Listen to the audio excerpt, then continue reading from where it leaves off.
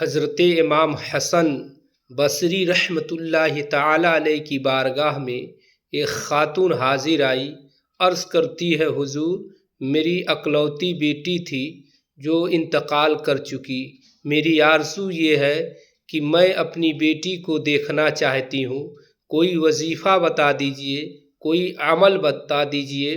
حضرت امام حسن بصری فرماتے ہیں، اے خاتون تو گھر جا، نماز عشاء کے بعد 2 رکعت نماز نفل ادا کرنا اور اس نماز میں سورہ الہاکم التکاثر پڑھنا، اور نماز سے جب فارغ ہونا بستر پر سو جانا، تمہاری بیٹی تمہیں خواب میں دکھائی دے گی۔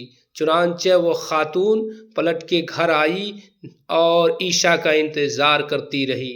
جب نماز عشاء کا وقت ہوا، اس خاتون نے نماز عشاء ادا کیا اور 2 رکعت نماز نفل پڑھی، اور اس کے بعد جب بستر پر سوتی ہے اور اس خاتون کی آنکھوں کا لگنا تھا، آنکھیں جیسے لگی ہے، خواب میں دیکھ رہی ہے کہ اس کی بیٹی کی قبر میں آگ کے شعلے بلند ہو رہے ہیں، اس کی بیٹی کے ہاتھ اور پاؤں کو زنجیر سے جکڑ دیا گیا ہے، اس پر اللہ کا عذاب ہو رہا ہے۔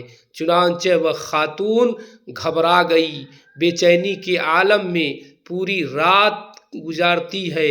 صبح حضرت امام حسن بصری رحمۃ اللہ تعالی علیہ کی بارگاہ میں حاضر ہوتی ہے، عرض کرتی ہے، اے امام حسن بصری، آپ نے جیسا فرمایا تھا میں نے ویسا ہی عمل کیا، لیکن رات کا ماجرا یہ ہے، رات کا منظر یہ ہے کہ میں نے اپنی بیٹی کو خواب میں دیکھا کہ میری بیٹی کی قبر میں آگ کے شعلے بلند ہو رہے ہیں، اس کے ہاتھ پاؤں کو زنجیر سے جکڑ دیا گیا ہے۔ حضور میرا دل پاس پاس ہو گیا۔ حضرت امام حسن بصری فرماتے ہیں، اے خاتون تو گھر چلی جا۔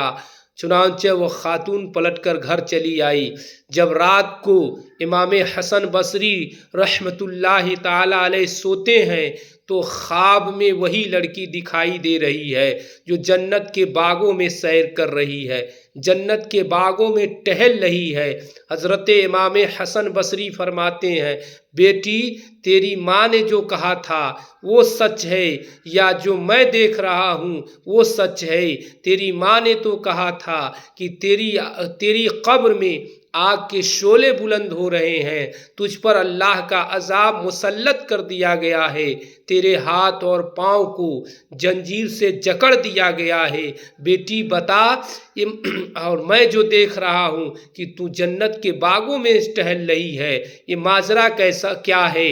تو عرض کرتی ہے امام حسن بصری، بات سچ ہے کہ میری ماں نے جب مجھے دیکھا تھا تو مجھ پر عذاب ہو رہا تھا، میرے ہاتھ پاؤں کو زنجیر سے جکڑ دیا گیا تھا، میری قبر میں آگ کے شعلے بلند تھے، لیکن ایک اللہ والے کی میرے قبر سے گزر ہوئی اور اس نے درود پاک پڑھ کر دعائے مغفرت کیا ہے۔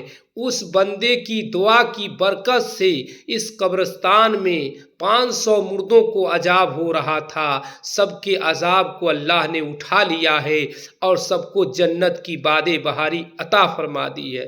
یہ ہے درود کی فضیلت۔